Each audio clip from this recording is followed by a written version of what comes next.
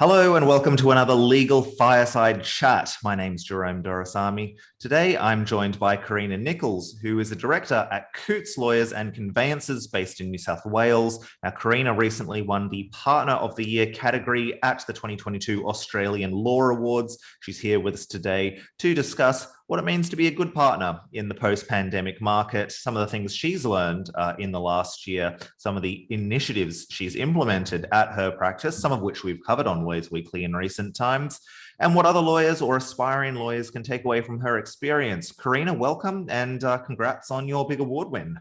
Oh, thank you so much. And thank you for having me. It's really exciting to be here and I'm really honoured to receive that award. So it'll be great to have a chat. Tell us a bit more about the award win. Were you expecting it? How did it feel to take No, that? I was not expecting it. Obviously, there were some amazing finalists and the night was just wonderful. Like, it's such a beautiful production. I suppose for me, I've worked really hard to get where I've got to because I love the law and I love what I do and the people that I'm involved with. So to take out an award, Partner of the Year, was just, I was so shocked and I'm surprised that that didn't get captured because my face was very me, as in me. So it was really exciting. Yeah, fantastic. Now, as I said a bit earlier, we've covered some of the initiatives that your firm has implemented in recent times, and I wanted to ask you to delve into those a little bit for us, because I think that some of those initiatives that you have launched with your firm really go to the heart of what makes a good partner and certainly a good leader in a law firm. Yeah, so I suppose we should go back a little bit. Coutts started out around 15 years ago. What happened was, in that point in time, it was very difficult to have a flexible work arrangement. And a lot of firms have moved towards that more so now, and even more so after COVID. We probably pioneered in that space. So a lot of women were attracted to our firm simply because of the flexibility. They could still do really great quality work. They could have great clients, but they could also still have a family. So primarily Coutts started that way, and then we just moved along nicely, and we've gone from the humble 5 people to now over 55 employees, which is really exciting. And then recently, off the back of COVID, which we all were very concerned about, particularly in law and our profession, as to how we were going to navigate difficult times, it actually then projected us into moving some of our projects forward. So our 4-day week, which you've covered off on, and as thank you so much for advertising something that we're really passionate about, came actually before COVID, which is kind of funny. It was actually on our strategic plan. And then COVID, unfortunately, occurred, and we thought, oh, we don't want to make too much change. Let's just see how everybody copes working from home, navigating school from home, all sorts of things that we all had challenges with. And it seems like the right time, because flexibility, I think, is really important for the profession, not only in law. We've seen it in the UK and in New Zealand. There's some big movements in other areas and industries. We like to think that the flexibility that we provide gives people a sense of value, and that really we're asking them to give us 10% more, and we give them 10%. So it's a fair arrangement. And what that means is that they can have that flexibility, whether they have a family or not. It's not conditional, and they can opt into that program, whether they, everybody has opted in, which is great. And we've done a transitional period, which is really exciting, because as a partner, I came from some big tier firms, mid-tier firms. I've always been in multi-corporate.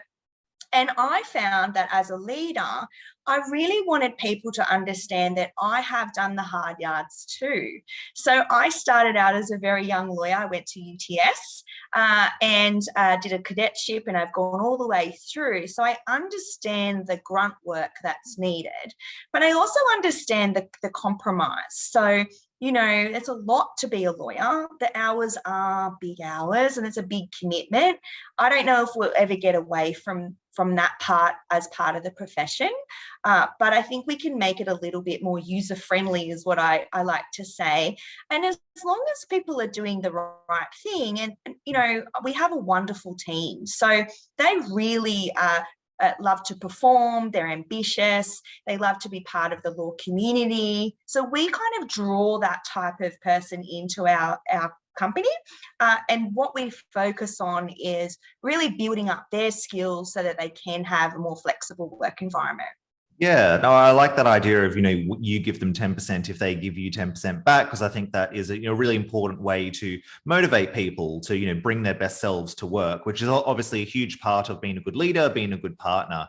And I wanted to ask you, in sort of broadly speaking, in terms of what makes a good partner, how critical is it for partners, particularly, in this current uncertainty and turbulence in the market, how important is it to, think outside the box and to, do things as a leader, as a partner that aren't necessarily in the job description? I think it's really important. We've seen a changing landscape. So, what people valued before may not value that now. And as we're seeing the younger generation of lawyers coming through, who ultimately will take over from me eventually, I'd like to think that we need to be flexible and what their needs are slightly different. I've worked for some partners who've been very supportive of my family and of my career. And I've also worked for some people who have, seen it as a bit of a competition.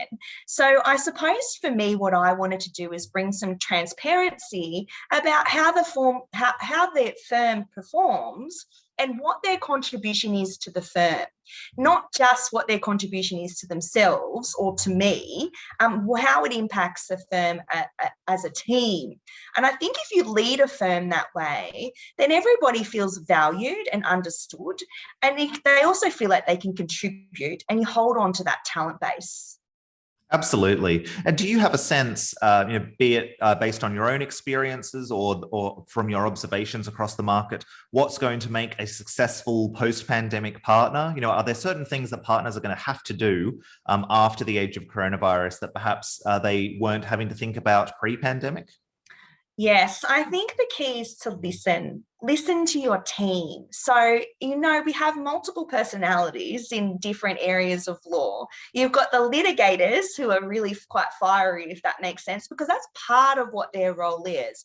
And then you've got the more, personal service care when they're dealing with, wills and estates, maybe for instance. So you've got to be able to adjust to what the team is telling you. And the best way to do that is to get really honest feedback.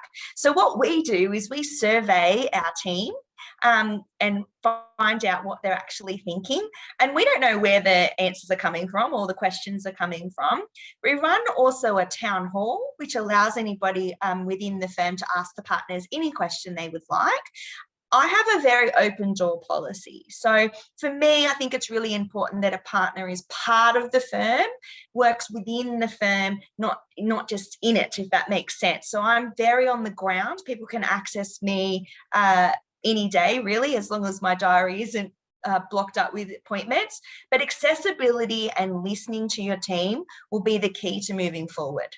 Yeah, absolutely. Now, certainly collaboration is preferable to dictation. Now, just finally, Karina, before I let you go, what excites you about your own journey as a partner moving forward? Is there anything you're personally, really excited about? Anything that's getting you out of bed in the morning to be a good partner?